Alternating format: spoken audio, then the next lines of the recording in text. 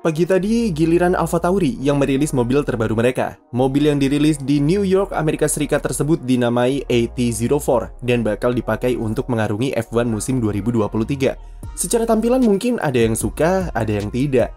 Meski mempertahankan warna ciri khas mereka dengan abu-abu, kebiruan, dan putih, tapi tambahan aksen merah yang dihasilkan dari kesepakatan sponsor utama Orlen dianggap mengganggu dan terkesan dipaksakan. Menurut kami, jika dilihat secara livery, mobil AlphaTauri terbaru ini setidaknya bisa tampil berbeda dari livery sebelumnya dengan aksen merah tersebut. Apalagi cara mereka mendesain warna di wheel cover cukup pintar dan memberikan nuansa sporty di mobil. Yang agak disayangkan sebenarnya adalah kualitas rendering AlphaTauri yang tidak semulus tim-tim lain. Mobil yang dirilis pagi tadi ini adalah sasis asli dari mobil AT04. Walaupun sekilas nampak sama dari mobil musim lalu, tapi ada beberapa perbedaan yang ditunjukkan pada gambar renderingnya. Setidaknya ada 3 modifikasi yang akan dibuat AlphaTauri.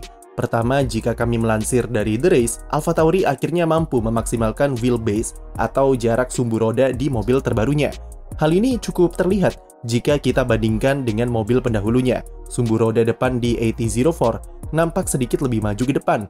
Perubahan jarak sumbu roda diyakini akan cukup krusial bagi AlphaTauri dalam memperbaiki keseimbangan mobil yang tidak konsisten musim lalu dan menjadi salah satu kelemahan yang jadi titik fokus tim untuk diperbaiki di 2023. Dengan memajukan sumbu roda di depan, maka otomatis celah antara floor dengan ban depan akan sedikit bertambah lebar dan memberikan aliran udara yang lebih konsisten ke arah floor. Hal itu akan membuat keseimbangan mobil yang lebih konsisten pula di segala jenis tikungan.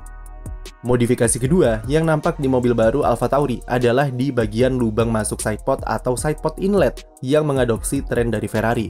Selain berpengaruh terhadap pendinginan mesin, desain inlet semacam ini memberikan efek undercut yang agresif dan dinilai bisa membuat floor bekerja lebih keras untuk menghasilkan downforce.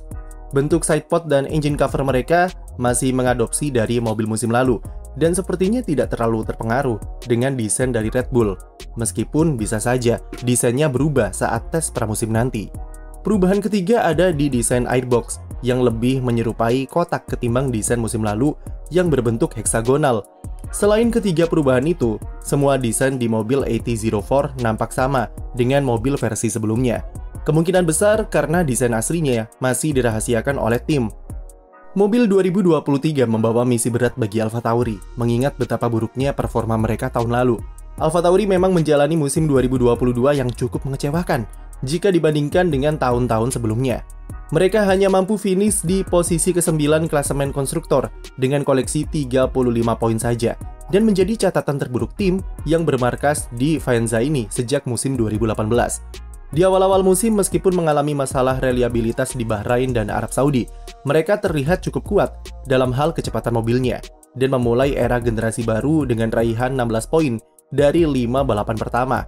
Tapi seiring berjalannya musim, performa AlphaTauri mulai menurun, tidak konsisten, dan sering melakukan kesalahan-kesalahan operasional secara tim yang menyebabkan mereka tidak bisa tampil maksimal. Salah satu yang cukup disayangkan adalah ketika tampil di sirkuit yang cocok dengan mobil mereka, AlphaTauri tidak bisa mengoptimalkan hasil yang bisa didapat. Kemunduran yang paling terlihat dari tim ini adalah seringnya mereka gagal lolos dari kualifikasi pertama. Gasly dan Tsunoda jika digabungkan musim lalu 14 kali gagal lolos dari sesi Q1. Jauh meningkat dari musim sebelumnya di mana mereka cuma 8 kali gagal dari sesi Q1 dan itu pun disebabkan oleh Tsunoda semua. Selain itu, statistik yang membuktikan jika AlphaTauri mengalami masalah di seputaran performa mobil adalah catatan poin mereka yang anjlok sejak pertengahan musim, di mana dari 14 balapan terakhir 2022, mereka hanya meraup 8 poin saja.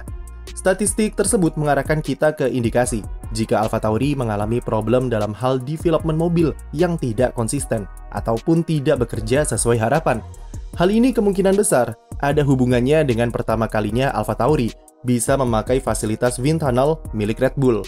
AlphaTauri di akhir 2021 akhirnya bisa memakai fasilitas wind tunnel Red Bull tersebut secara eksklusif dan membuat mereka bisa memakai skala model 60% dari yang sebelumnya 50% saja.